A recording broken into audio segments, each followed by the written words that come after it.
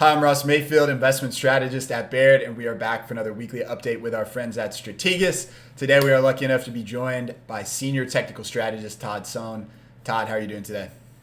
Ross, I'm great given the events of the market this week. I couldn't be happier to talk to you.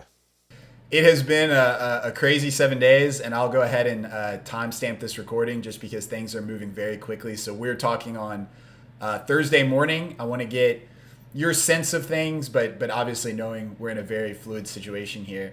I want to start with where we sit today. So we had a big sharp crash and then a big rally on Wednesday. You all have talked about the typical progression for kind of a bear market or a big correction with this bang and then whimper, kind of way things play out. Could you explain that for us and then what that might mean in terms of time frame for this sell-off we're in right now?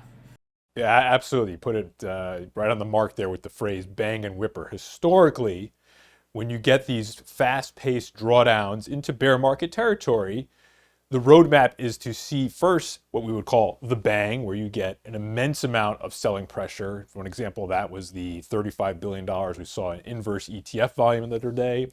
You get a major amount of negative two standard deviation declines among stocks in an index.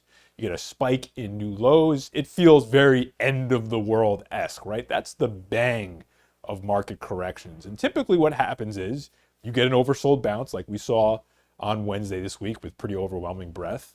And then historically, 2011 being an example, 2008 and 2009 to some extent, 2003 and 2002, all the way back into the 1950s, you get what we would call the whimper. That's the second phase of this correction. And the index, such as the S&P 500, typically goes to retest the initial low, right, from the bang phase, but with much less intensity. There's a lot of apathy.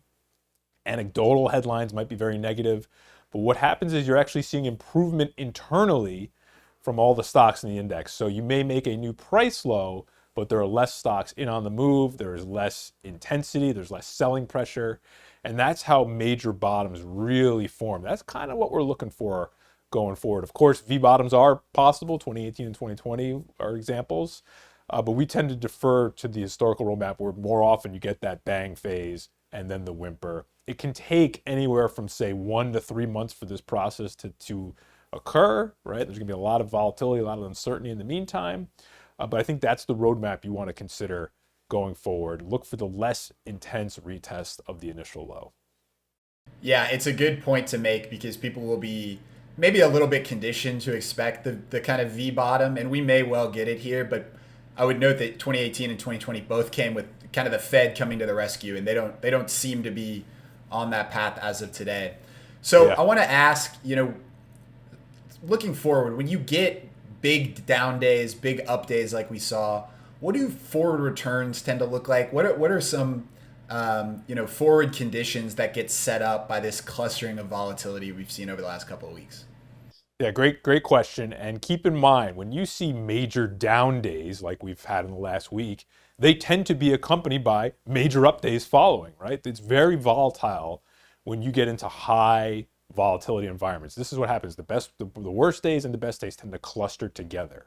I think it speaks to the idea of staying invested for the long term, right? Trying to time the market can be very difficult for most folks. But forward returns, when you get major up days like we had on Wednesday, can be very mixed.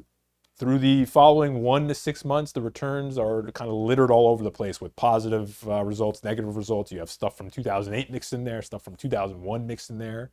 And then you can get days like back in 2020 where the results going forward are very strong. So I think it's tough to say what the signal might be from yesterday's major or Wednesday's major breadth movement. But anything, expect more volatility, especially when you're on markets like this. All these types of moves tend to cluster together until there's much more clarity on what policy is going to be and overall market breadth and participation. So from here, if we're through the bang phase, we're looking at the whimper. You mentioned improving internals alongside maybe negative headlines. What else are you all watching to get a sense of the shape of this market going forward? What are some indicators or some items, whether it's sectors or something else that you all like to watch to get a sense of where we head from here?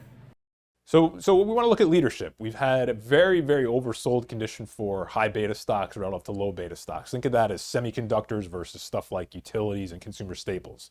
I'd much rather see the market led by semiconductors than more defensive proxies. I want to see consumer discretionary reassert itself versus consumer staples. That's a pretty good reflection of risk-seeking cyclical appetite. Those have taken a backseat, again, oversold for now.